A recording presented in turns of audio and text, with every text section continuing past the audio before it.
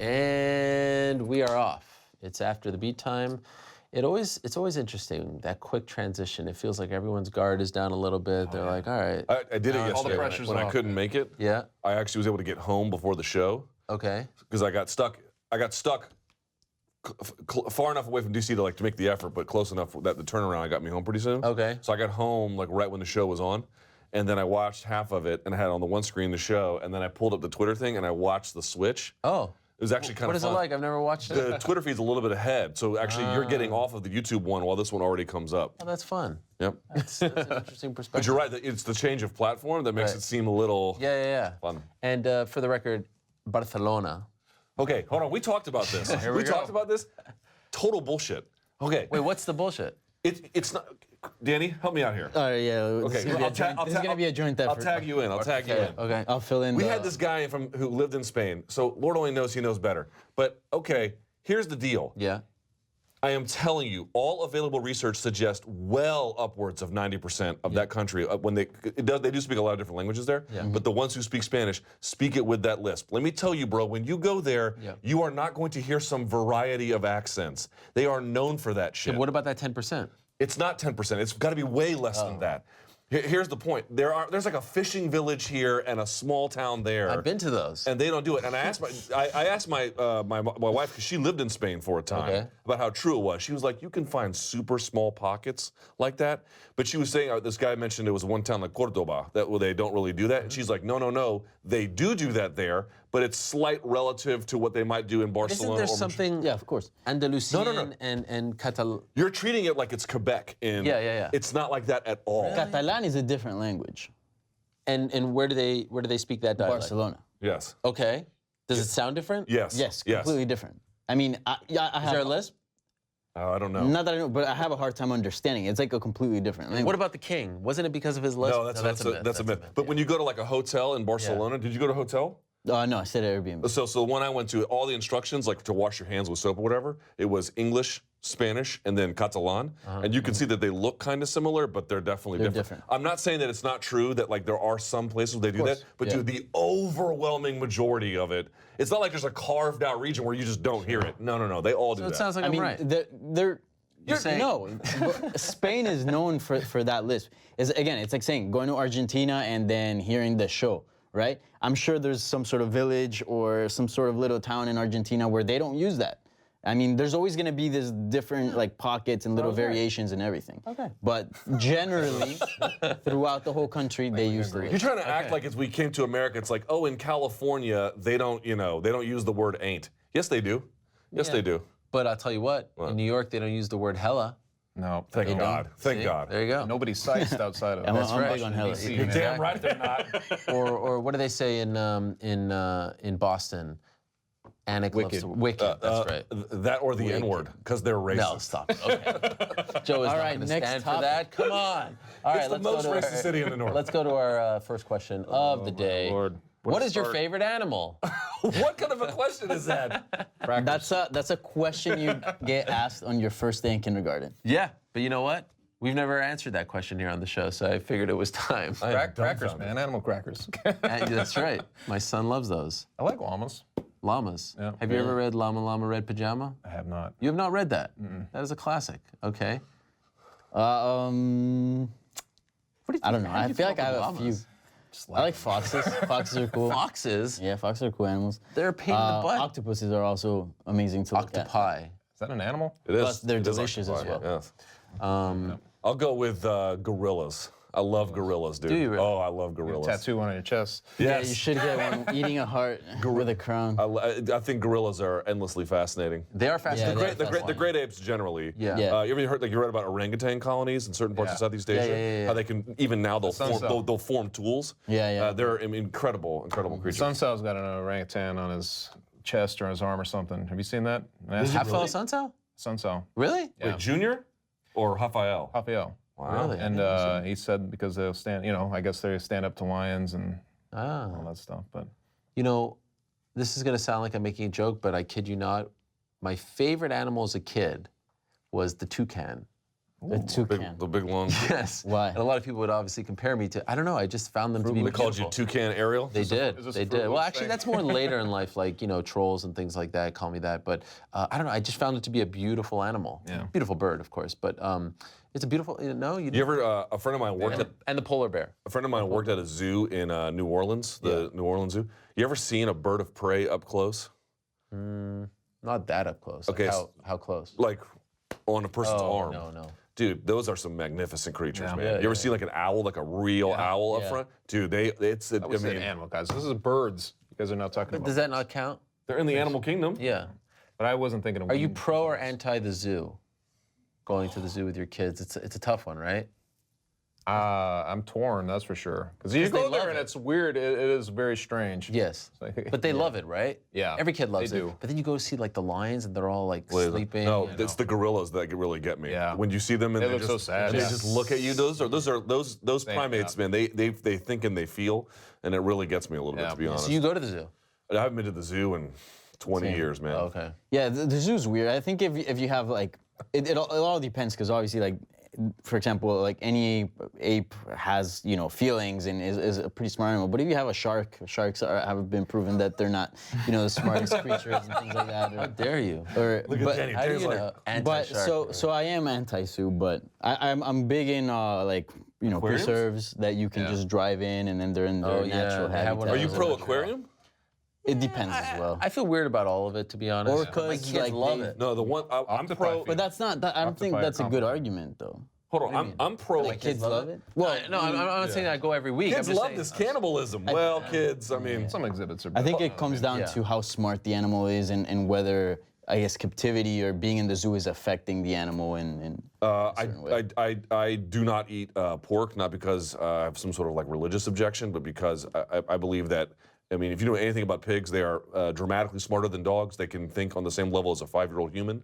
And I think what industrial farming has done is a total moral atrocity that we have not really fully absorbed. So I don't do that. I'll go to an aquarium, but if they have any kind of dolphin exhibit, I'm out. yeah. SeaWorld, when they went out of business or when they filed for bankruptcy, could not have been happier about it. These are just animals. You want to go see them in the wild? Well, then go see them in the wild. Yeah. I mean, that's what they're meant to be. Did you hear about that story about the giraffe that headbutted the filmmaker? No. Did you hear about this? No. The filmmaker, very successful filmmaker, I believe from South Africa, was filming something about giraffes. Giraffe headbutted him. He flew in the air, died of brain injuries. Snap. And then the owner of the nature reserve said that they're not putting down the giraffe because he didn't follow the proper protocol. He got too close to the giraffe. And can you imagine a giraffe coming and headbutting you? You ever see two giraffes fighting? Saw that in person. Oh, really? When they swing into each other with their You heads. do a whole 30 minutes just on this topic. Spanish list, but now this giraffe. Yeah, This is crazy. This is great. Yeah, well, this is what happens when you read books and Yeah. see the world. Yes. All right, let's move along. What else do we have? Who is the fighter that's easiest to work with?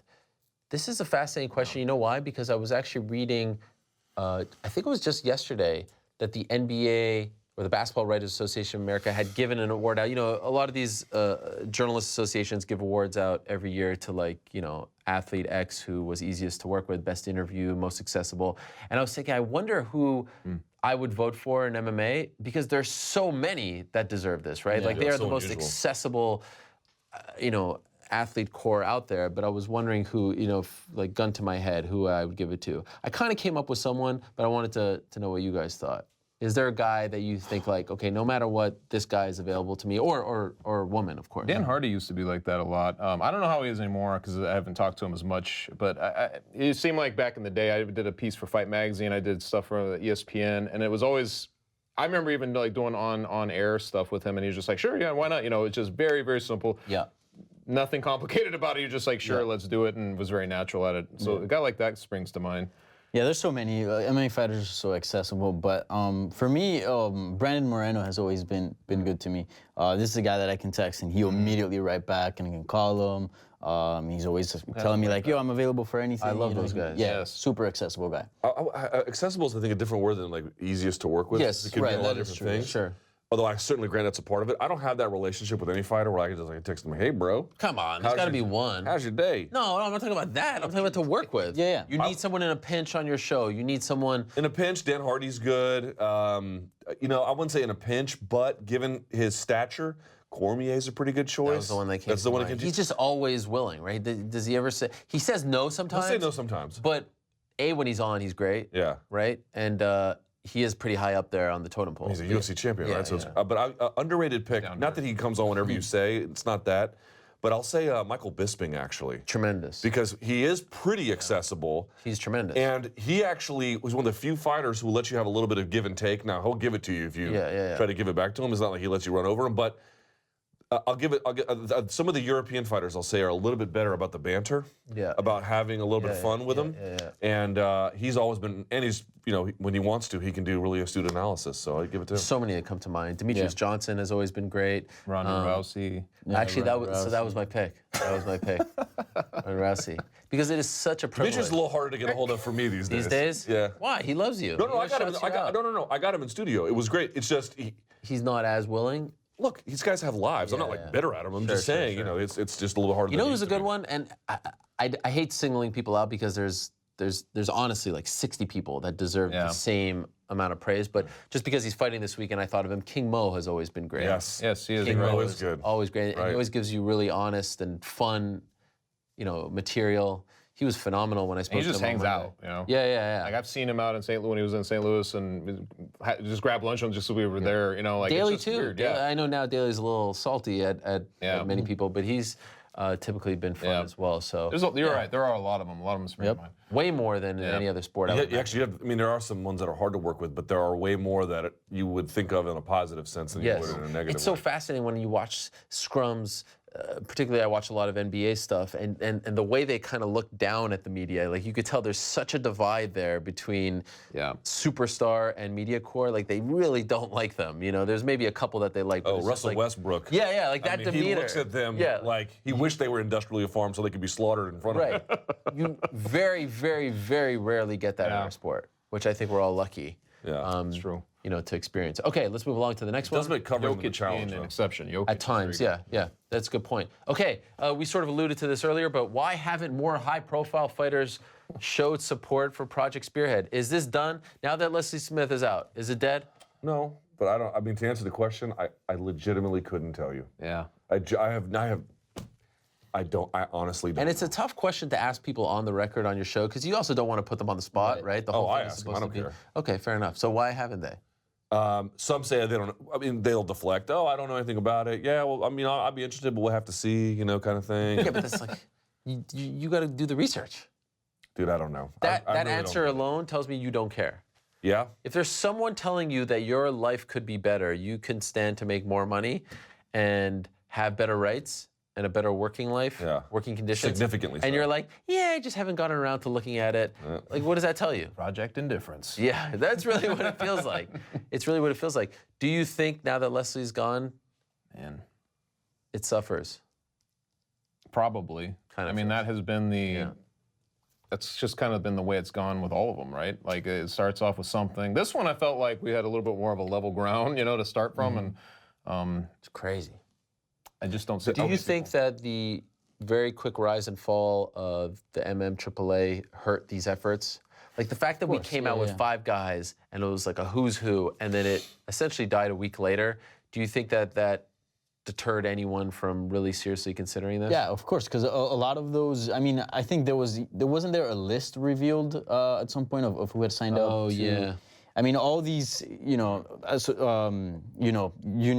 or union efforts that come up and they go away quick. That has to sort of hurt the confidence for somebody to go, okay, well, I'm going to sign up for this one. Yeah. After you've seen 3, maybe not do so well and some come and go. So, yeah, I think it has to. What were they selling? They were selling, when they came out, they were selling conviction of their purpose, right? They were saying, we're going to stick this thing through. We're devoted to this thing. And like you said, a week later, it's no longer even the case. No. So when that happens, there's a level of insincerity that you can't help but notice. And then once that starts happening, I feel like most guys are like, I don't want any part of that complex thing, Yeah.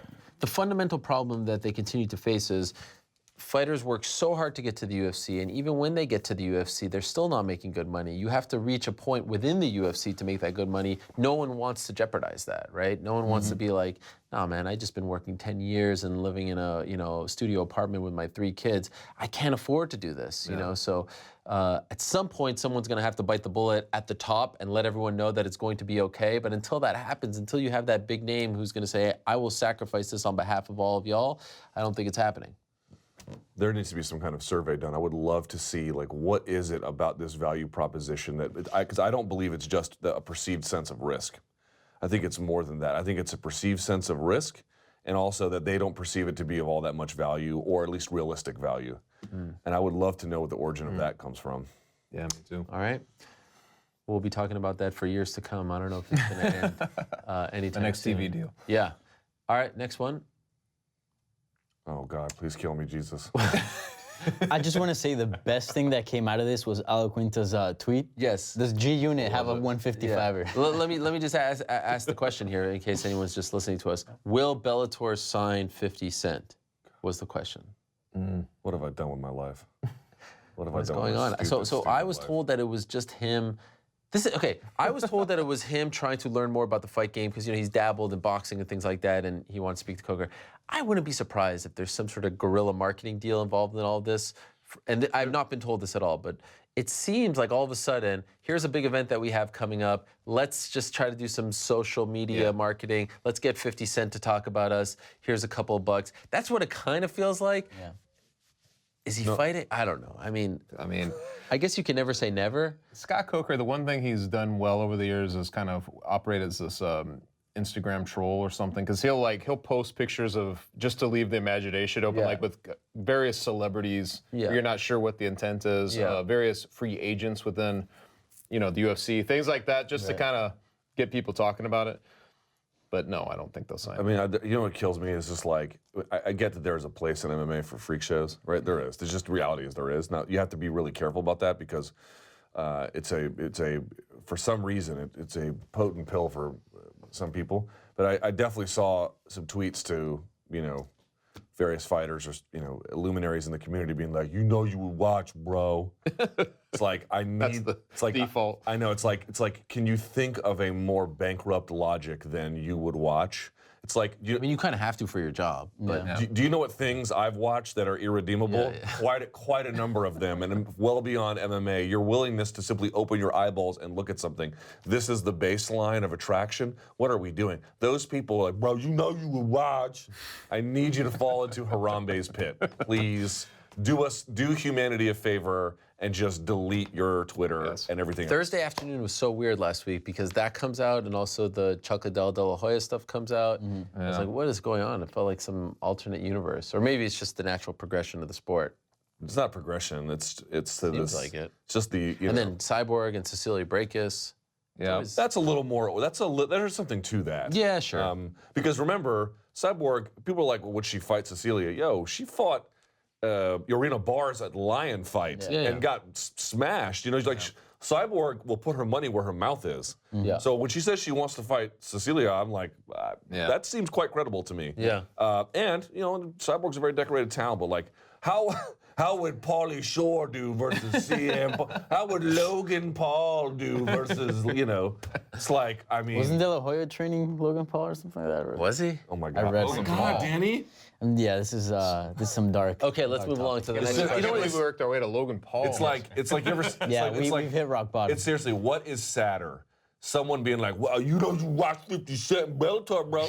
Or those Sarah McLachlan commercials with those, abused animals in the cages. Literally, which one is more pathetic? I can't decide. All right, what else do we have? Those are sad, those commercials.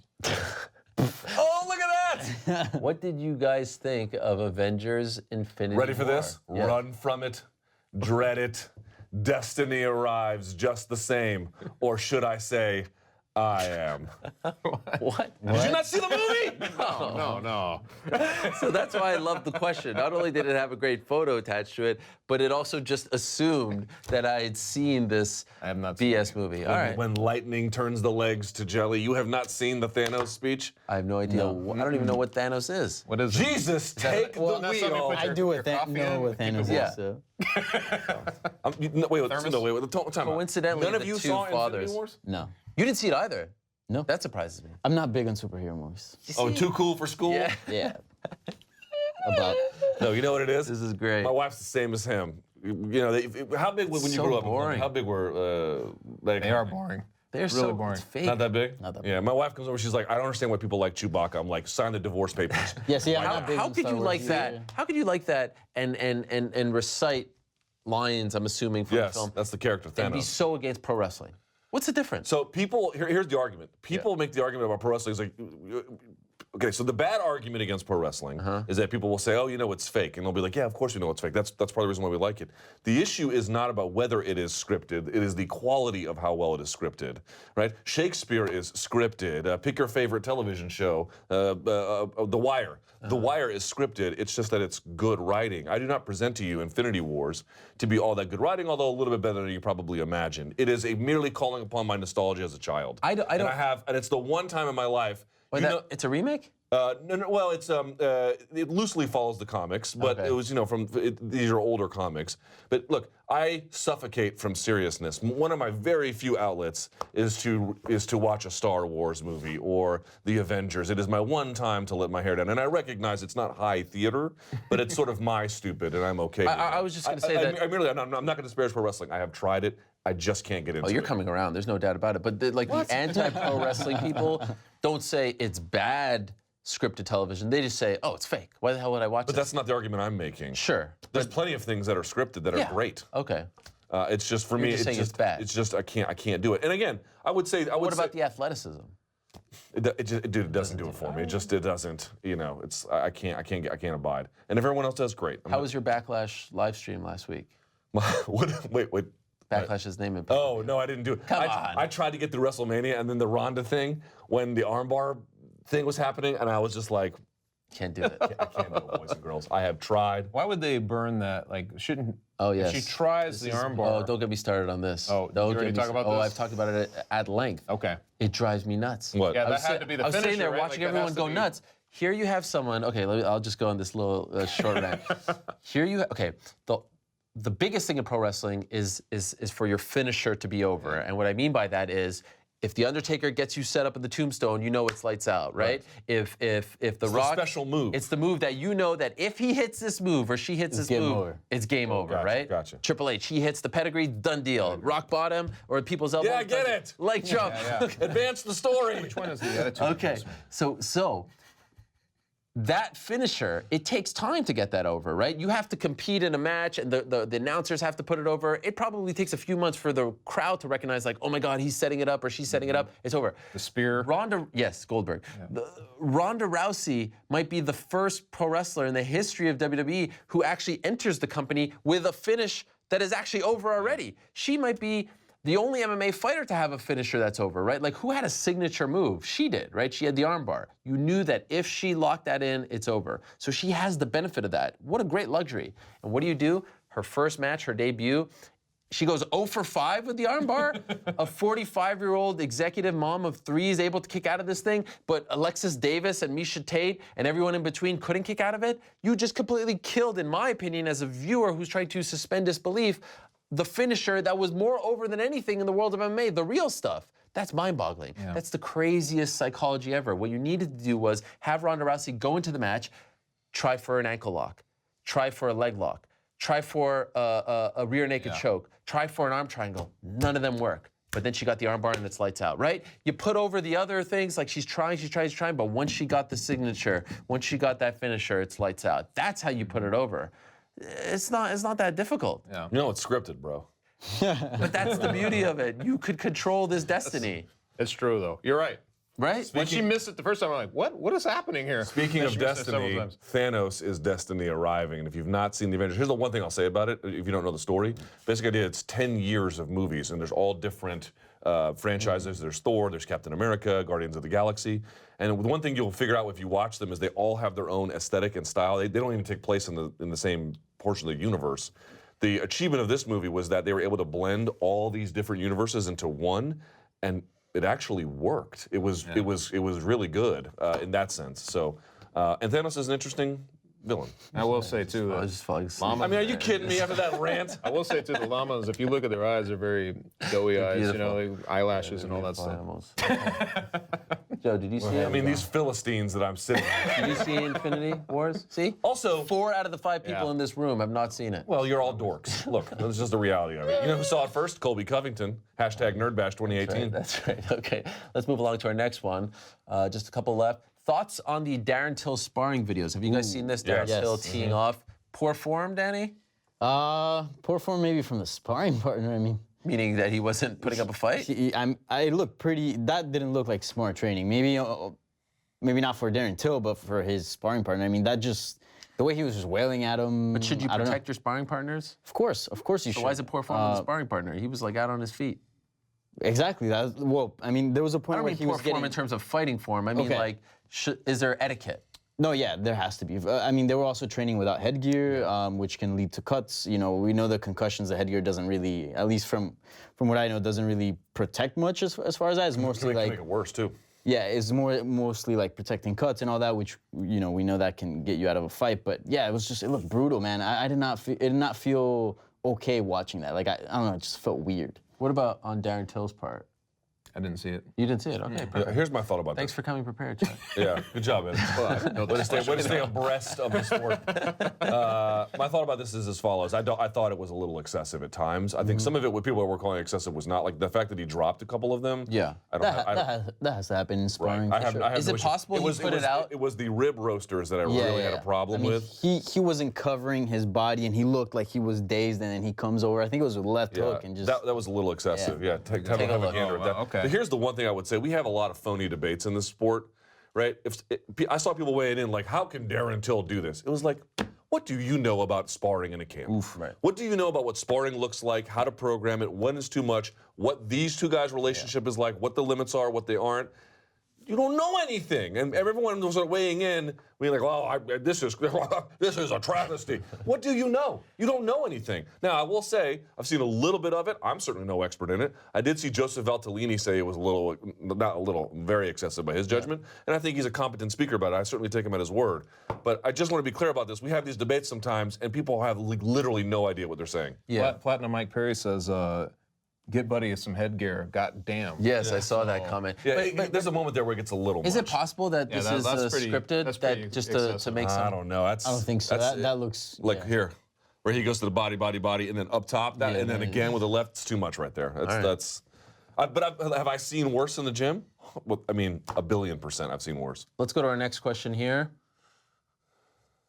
I do believe this is from our own Pete Carroll. Now that UFC Liverpool is just weeks away, do you guys feel like the event can live up to the hype and rival the spectacle that was UFC Dublin in 2014? When this fight was announced, this card was announced, I thought it would.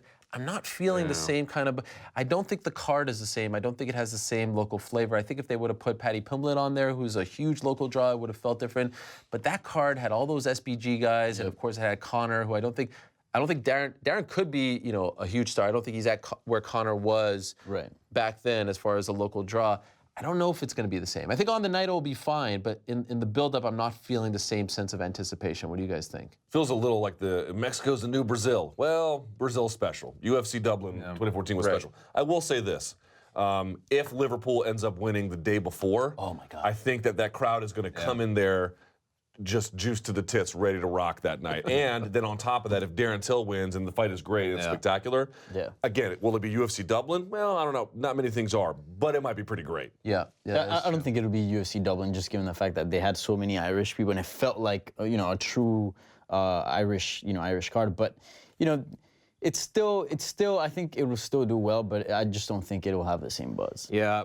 That particular fight, that Dublin one, felt so tailor-made to a moment as well. Like, it just felt like something different. Like, you were there, right, for that fight? I mean, I thought it was one of those few things that actually you felt the infectious crowd through your TV, like you're watching it and you can still feel the energy. I'd be surprised if it gets anywhere near that level. That just, I'm telling you, if Liverpool wins the day before, all bets are off. But just also, that'd be awesome. The better, I would love for it to be as big as possible. Of course, I'm not feeling it like you are too. And Conor McGregor at that time just had this buzz about him. I mean, people were looking him up. Oh, who's this Conor McGregor guy? He was killing it in the UFC. He was fighting often. Darren Till hasn't fought in a while. Well, don't forget, Conor McGregor was coming off an 11-month layoff going into that fight. Yeah, but he had so much hype. He did a fantastic job of keeping himself in the news throughout the ACL injury recovery. But yes, Liverpool playing the day before in the Champions League final. Plus, even Bellator 200 being there, like what a weekend that is if you're an English sports fan, or at least a Liverpool / Will the Liverpool-Real game be the first leg, or that'd be the second? No, there's only one. There's one. Oh, there's one, right? It's the you fancy yourself some kind of football aficionado? This is what happens when you're an Atletico fan versus a Real fan. Even I know that. You guys, I'm pretty confident that. How was the Europa League this year? It was. We eliminated Arsenal. Yeah. Oh, great. Is that frowned upon? So did Huddersfield. Aren't some people frown? Don't they frown upon that like the whole tournament, 2 legs and then the final isn't? I mean, I don't really care. I mean, everyone bitches about the rules of soccer in one way. Oh, how come there was a tie? Because there was 2-2 for the last leg, and there'll be no tie for this one. And you know, everyone has their own complaints. But I do mean to say, I'm telling you, there was a report I was reading in the BBC. They were telling fans of Liverpool, if you're going to go to Rome for the second leg of the AS Roma match, here was the exact wording. Under no circumstance should you walk to the stadium. They were telling fans, you need to go in buses, on public transport, together in groups, because it was that kind of an atmosphere. And when you saw the Roma team arrive in Liverpool, it looked like I don't know how to describe it, like an ambush or something. I mean, it is going to be very, very different over there if they end up. Now, conversely, if my team does what they're probably going to do, it's going to be a lot of tears, which I will enjoy. Hashtag Scott Tenorman gif. I don't know what that means. Let's move along to the next one. I think we have 1 or 2 left here. Do you guys think that MMA as a sport will have another growth spurt in terms of overall viewership and mainstream interest? Or was 2016 as good as it gets for the sport? I think that it could get bigger. Why not? Who predicted 2016? Like this idea that MMA has plateaued just because they've had a tough year without all these stars leaving is crazy. Yeah, it's cyclical. The whole thing is cyclical. Combat sports is cyclical, so we're in a bit of a downswing. But there will be there's going to be somebody coming through who's going to dazzle us all again, and people are going to say, "Oh my God, I love MMA." But I will say that it is kind of like, there's a period where you can just grow in terms of awareness and visibility and then enter new markets. I'm not saying you can't build in new markets or grow further in them, but there is that exponential growth period is probably over. But in terms of like recapturing popularity, Why not? And people say that about boxing, you know, like every 10 years. Is it fair to say that the Fox deal hasn't turned out quite like they wanted in terms of like what it would do for them, or is that unfair? I just feel like they didn't predict what was going to happen to TV in the way that it did. Yeah, you know, everybody is losing viewers and except for the NBA. Okay, but exactly, except for the NBA, everybody else is. You know, and so credit to them because they're having a hot time. But and I love the NBA product, but I you know, everyone's like, oh, the Fox still didn't do what it was supposed to. Probably not, but at the same time, TV is that's true. You know, it's coincide turning into characters at the end of Avengers Infinity War, which you won't get because you didn't watch like a loser. Last one, here we go. Last but not least. Have you guys seen Cobra Kai on YouTube Red? If so, what do you think? So this actually falls in line with a lot we're talking about. I have not seen it yet, but I really want to. I feel like Mr. YouTube TV right here. I'm dying to see it. I'm going to watch it. That one is on. Got to it yet. Have you seen it? Have I seen it? I've watched the entire series. Really?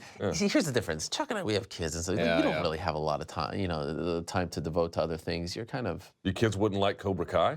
I mean, my 1.5-year-old, probably not. All right, the 1.5, I mean, just put an iPad in front of his Attention face. does not exist in that dojo. No, but I am dying to see it. Well, the 30-minute episodes, so like you can at least catch a couple. And one is free, right? The first one's free? Actually, I don't know how that's worked because I do not have YouTube Red, but I do have YouTube TV. What's the difference? So YouTube TV is like if you're just trying to cut the cord and you're looking at like, oh, I want to watch... Both? Well, hold on, let me finish. Okay. So it's like a television replacement. YouTube Red is like their own premium content that they make. All I'm trying to tell you is I thought I couldn't get it, and then I pulled up my YouTube TV app, and it was right there. I just watched all of them. So you do get both. I think if you subscribe to YouTube TV, you get YouTube Red. But if you subscribe to YouTube Red, you don't get YouTube TV. Maybe that's how it works, yeah. Yeah, because YouTube Red, if I'm not mistaken, it's a lot of people use it because you can listen to music on YouTube and you know, like turn off your phone and then it'll still be playing. Oh, interesting. I didn't know that. Or go to different apps and Also, isn't it ad-free? And it's ad-free as well. Interesting. Yeah. Have you seen like Cobra that. Kai? I have not. Joe, have you get on seen that. it? Joe, Wow. Joe I mean, hasn't seen I it. mean- I will pitch this. I've been watching, and I'm towards the end of Wild Wild Country on Netflix. that's good. I don't know what that is either. It's about a show. cult. Yeah. I need to get out there. Cobra Kai is excellent. Is it a parody? It is not a parody. It's legit. It is It's so forget Karate Kid 2, although there's a vague reference to it, but forget the Karate Kid subsequent movies. Just think about the original one. What about the next Karate Kid with Willow Smith? Please let me finish my sentence. Yes, there's no Jackie Chan in this, who's Chinese, by the way. Anyway, so they advance 34 years, and they reimagine what had happened to the lives of the bully, Johnny Lawrence from Cobra Kai, as well as Daniel LaRusso, and they pick up the story there. And what happens is they invert the characters, as you can imagine, but not quite. There's a twist in two different directions. They reimagine what Cobra Kai is, the original gym. They reimagine the relationship between the two, and they also set up a second season at the end of the episode 10. No spoilers, bro. There's no spoilers. Trust me, I'm not giving away anything. All right. Except that it's a lot of fun. It's a lot. How much is YouTube Red? I don't know. How much is YouTube TV? YouTube TV is $35 a month. Another paywall. These crooks. I can't wait to watch it. I just need to find some time. Maybe 3 days of no NBA. Maybe coming less up. time tweeting on your phone. Good. More time enjoying life. I dream of it. And go see Infinity War. No, that's not happening. All right, we're out of time. Thank you very much, everyone who watched us. By the way, for free and sponsor free. Hey, So, like, for now. For now. Wait till they put a paywall on this. We appreciate it very much. Thanks to the crew in the back, as always. For Luke, for Danny, for Chuck, I am Ariel. Again, thanks so much for watching. Enjoy your weekend, and of course, enjoy the fights.